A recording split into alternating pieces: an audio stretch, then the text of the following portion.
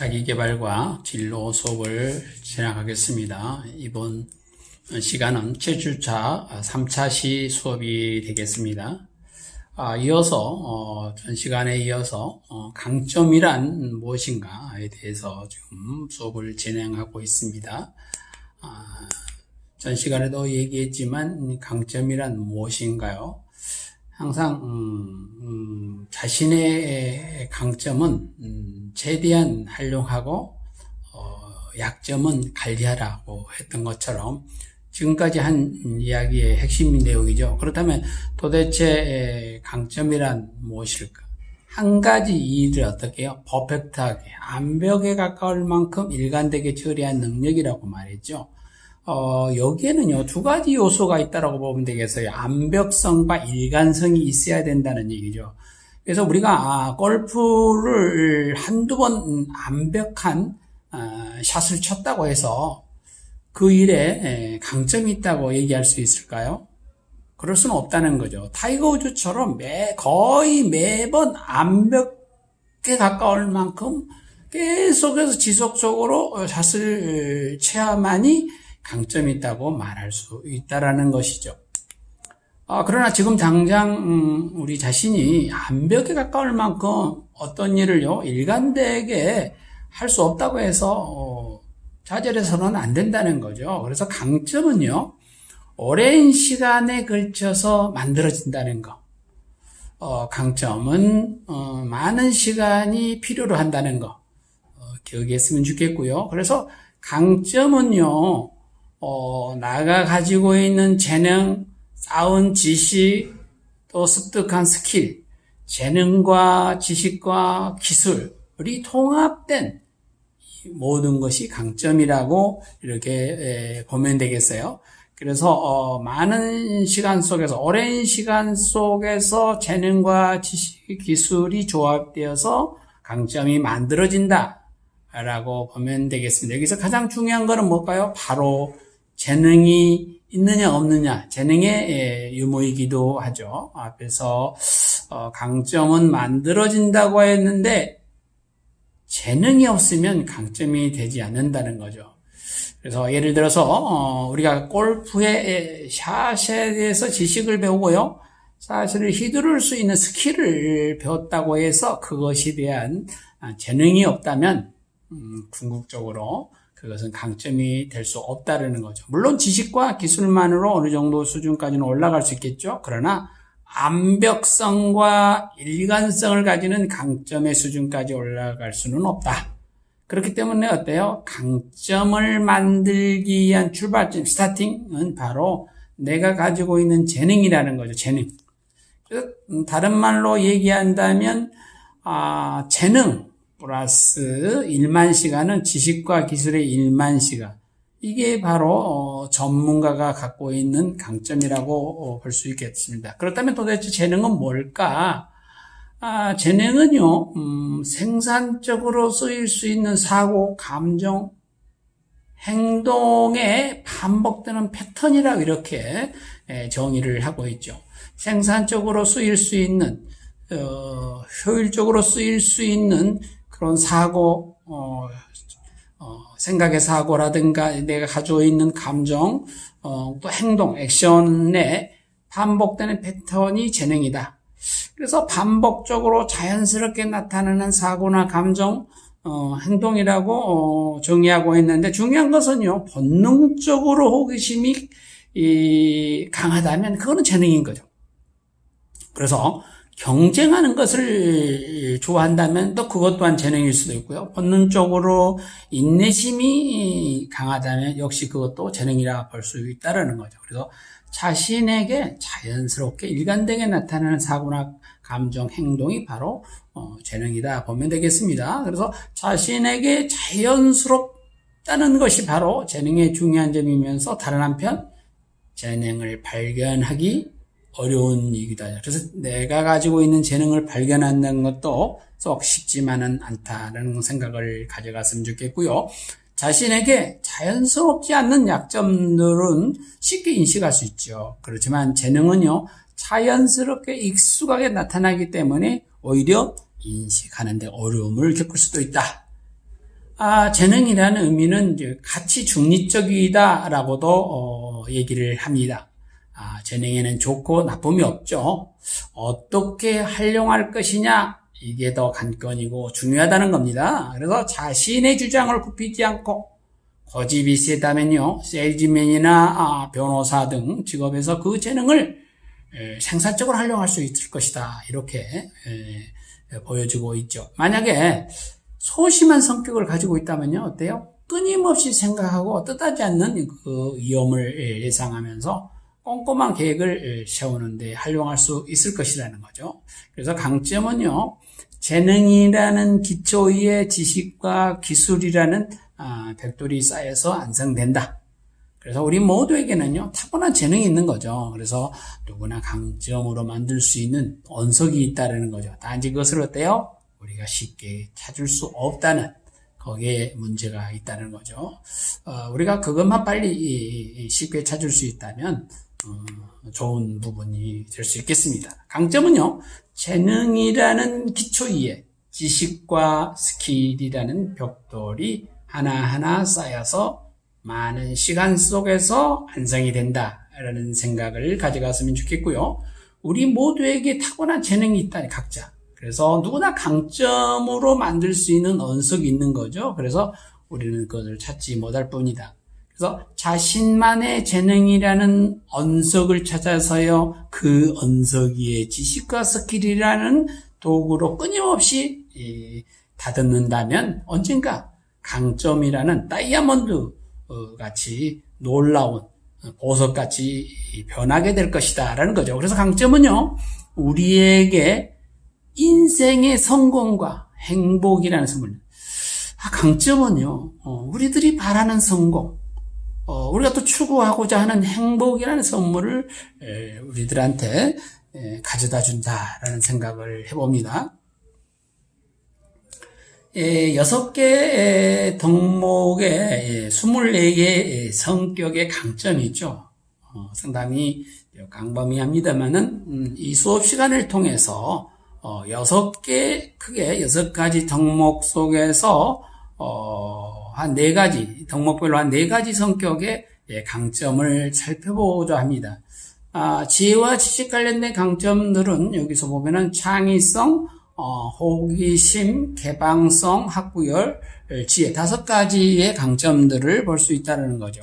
그래서 창의성은 어떤 일을 하면서 새롭고 생산적인 방식으로 생각하는 능력이 창의성이다. 그리고 호기심은 일어나고 있는 모든 경험과 현상에 대해서 흥미를 느끼는 능력을 호기심이라고도 하죠.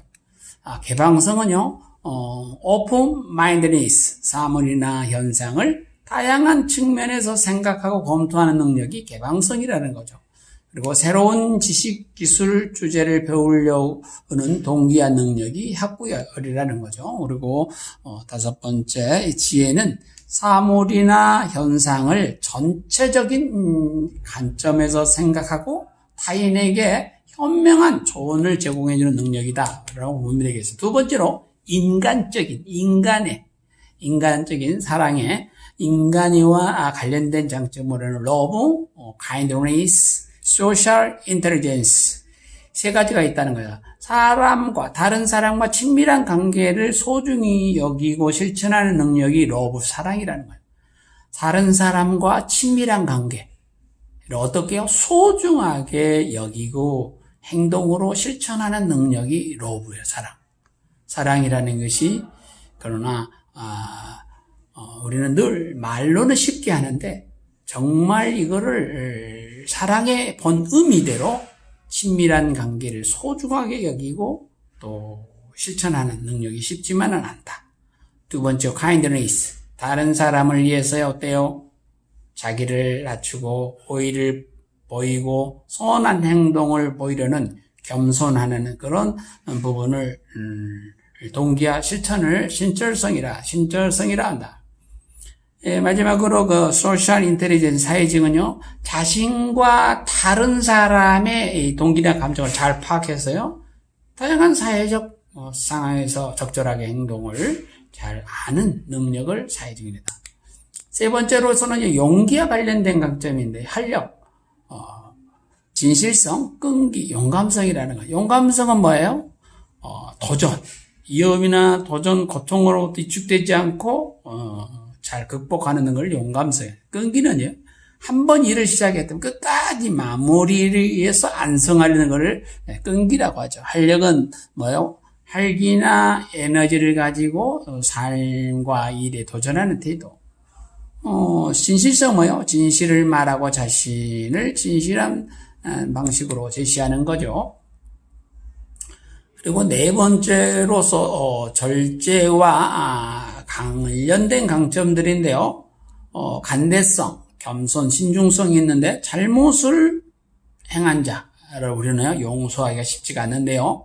잘못한 사람을 우리가 용서할 수 있고 그에 대해서 앙심을 품지 않으려고 하는 이 간대성, forgiveness, 간대성. 이것도 절제와 관련된 나가 가지고 있는 강점이 될 수 있다는 거죠. 겸손, 자신이 이루어낸 성취나 성과에 대해서 불필요하게 허세를 부리지 않는 태도가 뭐예요? 겸손이라는 거죠. 정말 이 겸손은요, 대인관계에서, 사람과 관계에서 엄청난 역할을 할 수 있다. 그리고 신중성은 뭐죠? 선택을 조심스럽게 하면서 불필요한 위험을 다루지 않는 능력을 신중성이라고 한다. 다섯 번째로 정의와 관련된 강점들은 뭐예요? 시트니시, 시민의식, fairness, 공정성, 세 번째로 리더십.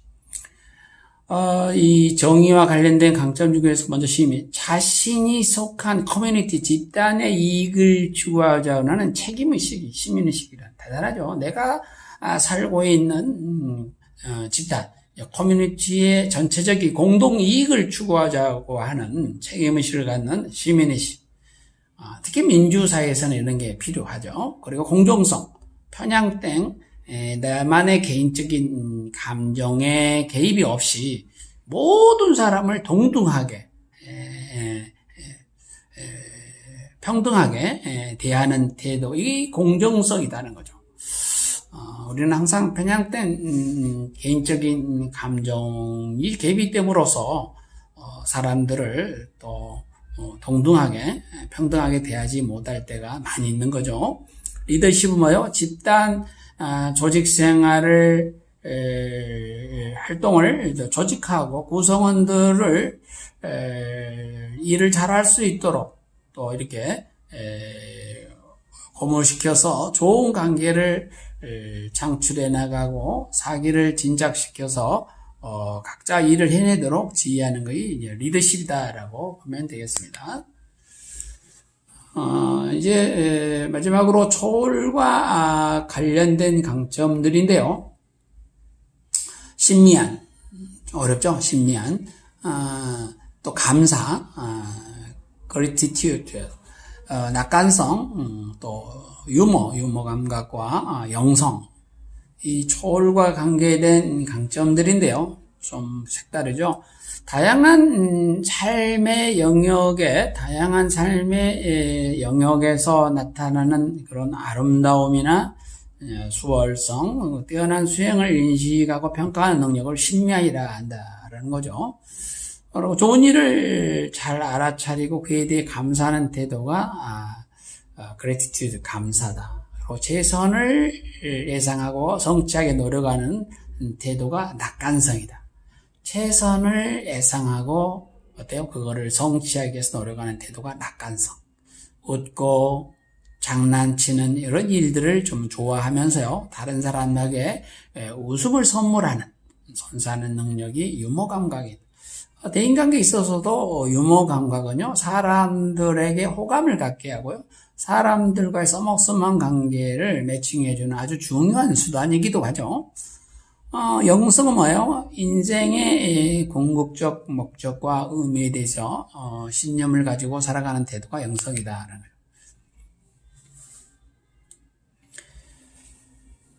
다중지능을 높이는 방법은 어떤 것이 있을까? 다중지능이 아까 전 시간에도 살펴봤지만 여러 가지 8가지 지능이 있는데 이거를 어떻게 하면 일상에서 다중지능을 높일 수 있을까? 이게 이제 참고자료 문영리 씨의 비즈니스북에서 발췌한 자료인데요. 언어지능을 높이려면 어떻게 해야 돼요? 어떻게 보면 큰 소리로, 책이든 어떤 대본이든 큰 소리로 읽는 것은 언어지능을 높이는 방법이기도 하다. 그리고, 또 부모가요, 정기적으로, 자녀들에게 동화를 지어내서 또 구현시킨다든가, 이런 것들이 필요하다. 그리고 공간지능은 뭐요? 장소나 건물, 이 사물과 인물을 연상해서 기억하는 습관을 들인다든가요.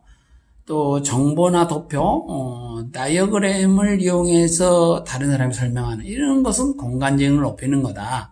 그리고 논리수학 지능은 생활 속에서 동계산 등 셈을 직접 해보는 거. 또 신체 운동 지능은 다소 복잡한 동작과 기술을 요하는 레어조 스포츠를 익힌다든가. 그리고 이제 음악 지능으로서는 쉽고 대중적인 악기를 골라서 연주법을 익힌 환경 진화 지능은요. 다른 이의 말을 끝까지 듣는 태도가 대단하죠. 다른 사람을 말을 끝까지 듣는 것은 적극적인 경청인데요. 참 쉽지만 않다. 또 새로운 친구를 많이 사귀고 상대방을 충분히 이해하고 노력하는 이런 것이 인간 친화 지능을 높이는 거다. 자기 성찰 어때요?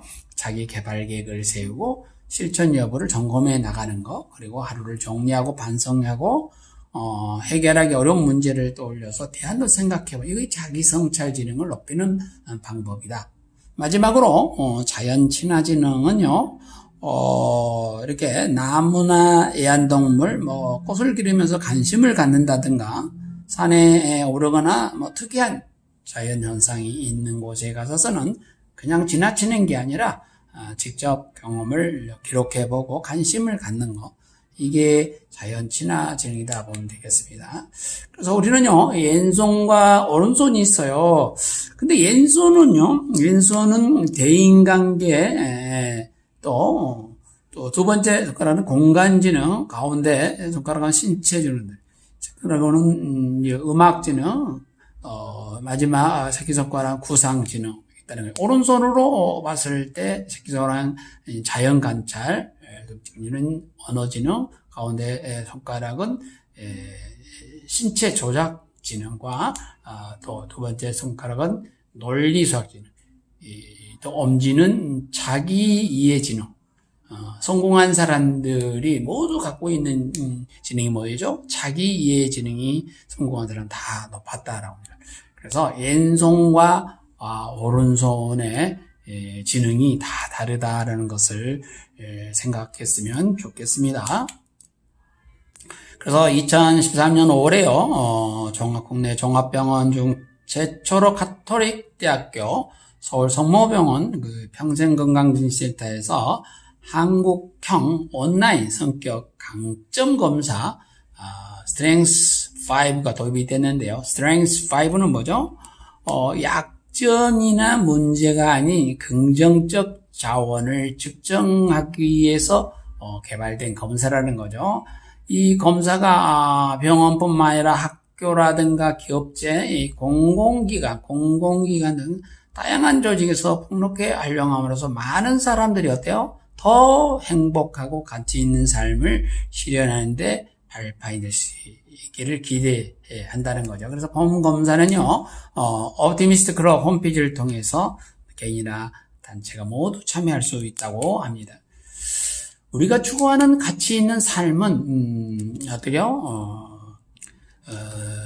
충실한 삶과 의미 있는 삶, 즐거운 삶, 세 가지 큰 섹션별로 나눌 수가 있다는 거죠. 가치 있는 삶이라는 것은 먼저 충실해야 되고, 의미가 있어야 되고, 즐거워야 된다.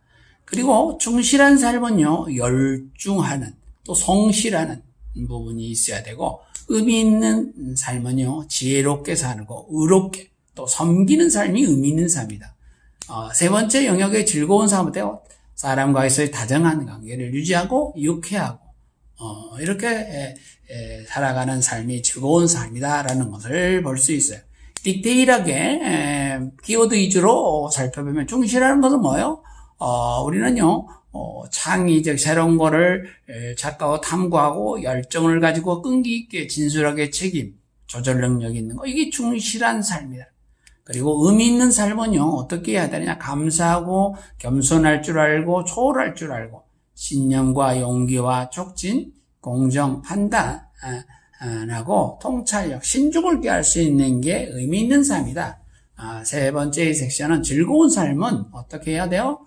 포용할 수 있어야 되고 공감할 수 있어야 되고 친교나 또 친절하고 우리가 희망을 가지고 사람 관계에서 유머 감각이 있고 감탄할 줄 알고 호기심을 갖고 이런 부분들이 우리가 즐거운 삶을 살아갈 수 있는 가치 있는 삶을 살아갈 수 있는 것이다. 그래서 우리는 가치 있는 삶을 살아야 된다고 하지만 이렇게 디테일하게 세부적으로 살펴보면 엄청 많은 생각을 하게 됩니다. 이제 대면 수업이라면 나의 성격의 강점을 이렇게 찾아보도록 해서 5가지 정도 해서 공유하는 시간을 갖기도 하는데요. 그러지 못해서 좀 아쉽습니다만은 나라는 사람의 성격 차원에서 봤을 때 강점이 뭘까라는 것을 늘 발굴하면서 찾아보는 그 훈련과 연습을 진행했으면 좋겠습니다.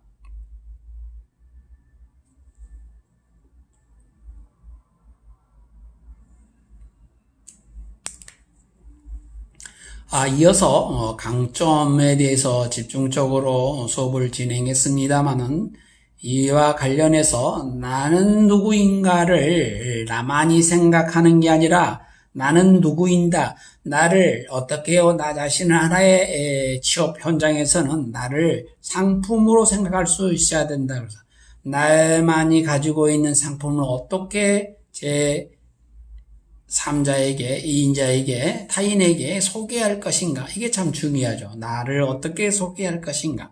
이게 참 중요하다. 그래서 자기소개서나 이력서를 작성하는 데 있어서의 첫 번째가 뭐냐? 항상 우리는요 공부해야 할 부분의 목표가 이력서나 자기소개서 작성의 기본 원칙이 있다는 거죠. 그리고 방법이 있다는 거죠. 그리고 이게 작성과 평가에 대해서 그 목표를 들고 진행하도록 하겠습니다. 이력서와 자기소개서 작성법으로 기업을 비롯한 사회단체, 공공기관 취업하기 전에 어때요? 꼭 작성해야 할 첫 관문이 그 기업에서나 공공기관에서 요구하고 있는 게 입사지원서죠. 그리고 입사지원서에 첨부되는 자료가 이력서이자 자기소개서라는 거죠. 그래서 이력서와 자기소개서를 늘 우리는 미리 작성해보는 노력이 필요한데 왜 그럴까요? 이력서와 자기소개는요 반드시 오랜 시간을 거쳐서 작성하는 게 참 중요합니다. 미리미리 작성해 놓는 것이 아주 중요하다는 거죠. 근데 대부분은 어때요? 구인 공고를 확인하고 짧은 시간에 급한 마음으로 이력서나 자기소개서를 작성할 때가 많은데요. 그때 시작하게 되면 쉽게 안 쓰면 성급히 그 기간 내에 마칠 수는 있겠지만 나를 정말 디테일하게 숨어있는 강점을 잘 기술해서 100% 알 수 있는 효과적인 그런 소개서나 이력서를 작성할 수 있을까? 시간적으로나 모든 내용적으로 턱없이 부족하다는 거죠. 그래서 우리는 이력서를 작성에 들어가기 전에 우리가 체크해야 할 부분들이 있죠. 나에 맞는 양식을 좀 찾아서 작성을 해야 되고요. 이력서도 작성 요령이 있어요. 이거를 숙지해서 작성하는 것이 도움이 된다는 것을 말씀드릴 수가 있겠어요. 그래서 체크해 볼 사항이 합격한 자기소개서 샘플을 이미 선배님들의 그 자기소개서 샘플을 많이 입수해서 읽어보고 그 스킬을 좀 알아볼 필요가 있다. 그리고 내가 내 자신의 희망 분야에 걸맞는 능력을 생각해 봐야 되고요. 작성 요령을 숙지해야 된다. 이력서는 이렇게 한 두 가지 양식으로 되어 있더라고요. 그 회사에서 요구하는 이력서 양식이 있습니다. 거기 포맷에 맞춰서 작성을 하면 되겠습니다. 그리고 이력서 작성 10가지 지침인데 응시 부분 연락처 반드시 기재해야 되고요. 빈칸 없이 작성해야 된다는 거, 이력서 양식에 맞게 충실하게 빈칸이 되도록이면 없도록 작성하는 거 유의하셔야 됩니다. 그리고 그 내용은요, 솔직 담백해야 돼요. 거짓이 없어야 돼요. 이 거짓은 언제든 밝혀질 수가 있거든요. 그리고 항상 시간적인 여유를 두고 정성껏 작성하는 게 중요하고, 한 기업당 하나의 이력서를 제출해야 된다. 그리고 작성 후에는 복사본을 필히 보관해 두는 거 유의하시고요. 지나치게 많은 양이 되지 않도록 해야 된다. 오탈자, 좀 신용도가 떨어지죠. 그리고 전문성을 갖춘 이력서를 작성하고요. 내용에는 거짓이 없어야 된다는 거죠. 그래서 이력서를 효율적으로 작성하기 위해서는요, 직무중시 스펙을 강조해야 되고, 기업별 형식에 맞춰서 작성하게 되고요. 성과가 좀 있어야 돼요. 성과 중 수치화도 필요하고요. 이모티콘, 인터넷 용어는 절대 금물이라는 거죠. 그리고 이력서 항목을 중요시해야지 무시하면 안 되고요. 기업이 요구하는 정보를 기입할 필요가 있다. 그래서 한 예를 들면 자기소개 작성 요령에서 자기소개서 작성에 있어서 가장 중요한 거는 뭘까요? 자기소개서에는요, 스토리가 있어야 되고요, 제목이 있어야, 내용이 있어야 된대요. 이 스토리가 한 30%, 되게 제목이 한 30%, 내용이 한 20% 차지한다는 거죠. 그래서 자기소개서도 이력서 마찬가지로 다양한 양식이 있는데요. 기업마다 요구하는 양식에 맞춰서 했으면 좋겠고요. 기본적으로 성장 과정과 배경, 나의 성격의 장단점, 학창 시절, 기타 활동, 입사해서 내가 이 회사에서 어떤 사람이 되겠다는 입사 후의 포부들을 기본적으로 기재하는 게 중요하답니다. 팁을 드리자면 각 항목별로요, 소제목을 달아준 것도 아주 효과적이에요. 그래서 평범하게 시각화하는 것보다도요, 자신의 좌우명이나 명언, 이런 속담들을 인용한 색다른 문구도 강한 인상을 주는 거거든요. 그래서 그리고 섣부르게 전문 용어를 남발, 나열하기보다는요, 쉬운 말을 작성하고 추상적 용어는 지향하는 것이 좋다는 것을 유념했으면 좋겠습니다. 그래서, 자기소개서를 성공적으로 하기 위해서는 자신만의 개성 있는 첫 문장으로 시작하는 거, 그리고 장점을요, 구체적으로 어필하는 거, 그리고 자신만의 이미지를 각인시키고요, 추상적인 문구는 제외하고 구체적인 경험 제시하고요, 짧고 간결한 문장을 작성하고 자신이 회사에 찰떡궁이라는 점을 강조할 필요가 있다는 것을 유념했으면 좋겠어요. 시간이 되었으므로요, 여기서